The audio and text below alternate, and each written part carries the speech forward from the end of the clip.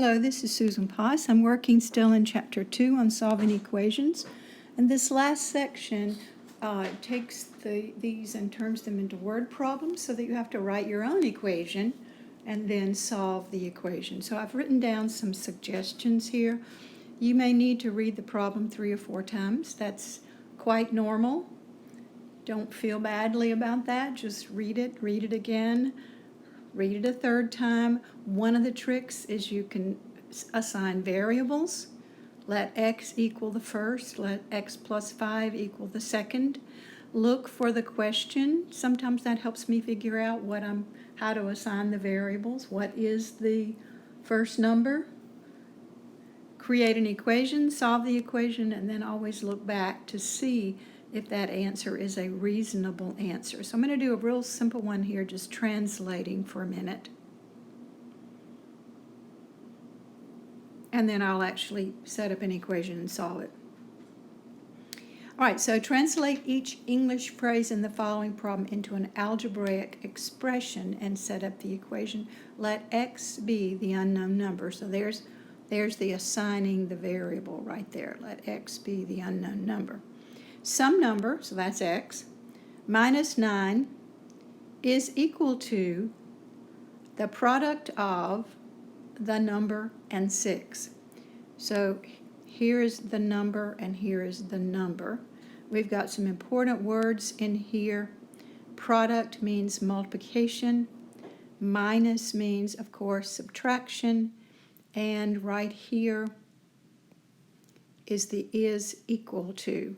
So that's where my equals mark is going to go. So let's start with the first little part, some number minus 9. So that's going to be x minus 9. Step 2, the product of that number and 6. You can write it x times 6 in that order, but generally we write the numerical coefficient first and the x second. Notice that I write them side by side. If I separate them, that's a sum. This is a difference. That's not what we want. We want to show a product, so we write them side by side to show multiplication.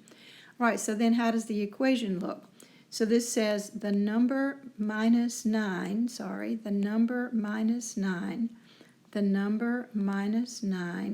is equal to the product of the number and 6. So there's the equation. Now we're not going to solve this equation.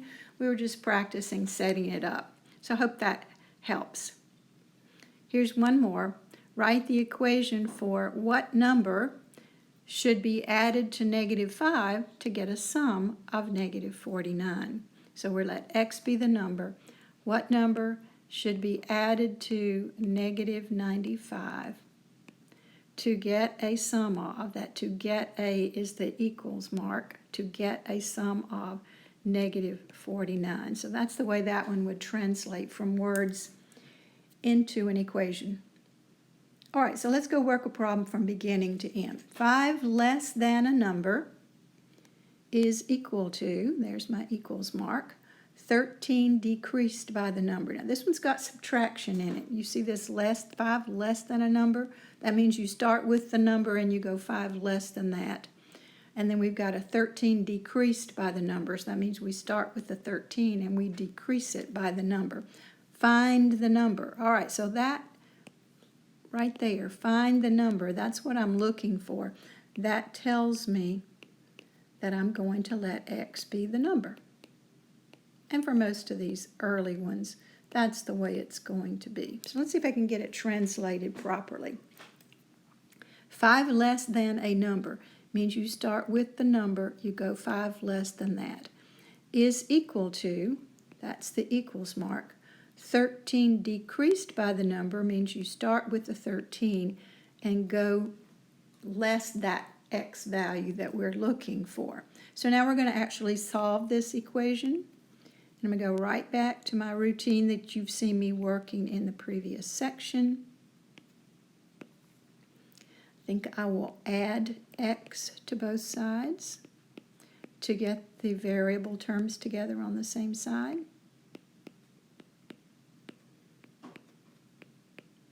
And I think then I will add 5 to both sides to get the constant terms together on the same side.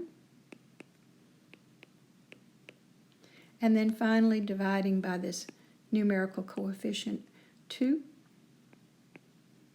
Notice I do not divide by the variable, I only divide by the coefficient.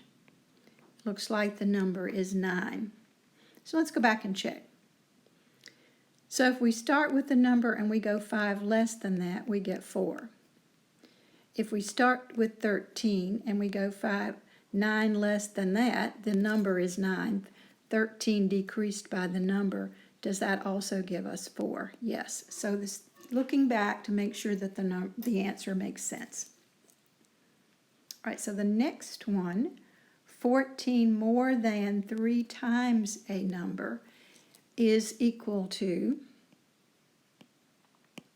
there's my equals mark right there, 6 decreased by the number, find the number. So I've let x be represent the number.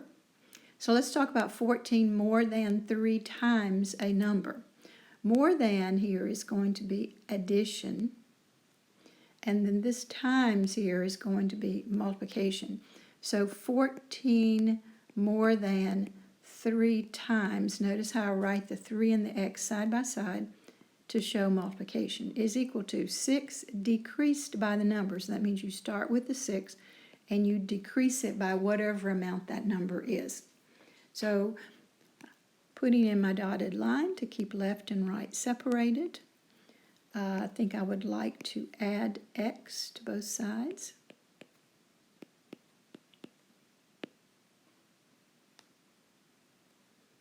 Notice how I keep the like terms in line. Whoops, sorry. Left out my sum there of 3x and 1x to get 4x. And now to move the constant terms together on the same side, I'm going to subtract 14 both sides. That gives me -8. And then finally dividing by this positive 4, the numerical coefficient on the variable. Looks like x equals -2. 14 more than 3 times the number. Whoops. I didn't do that right. 14, I got ahead of myself. 14 more than 3 times the number. The number here is -2. Is equal to 6 decreased by the number.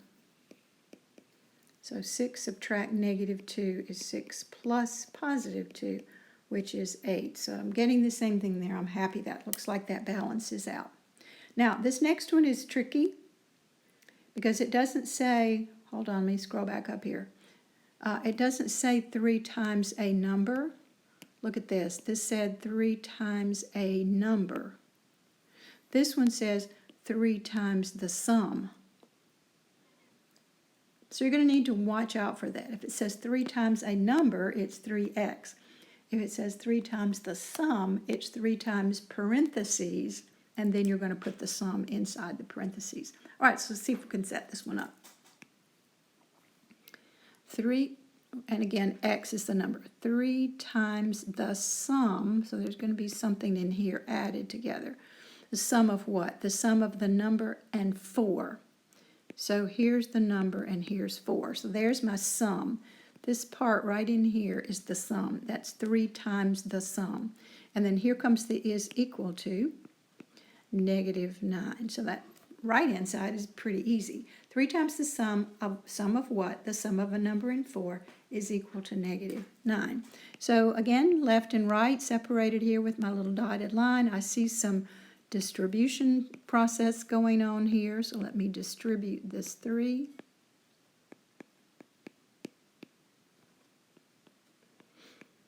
And the next step would be to subtract 12 from both sides in order to get the constant terms together. And finally, dividing by this numerical coefficient out in front of the variable. looks like the number is -7. So I hope that helps you get started.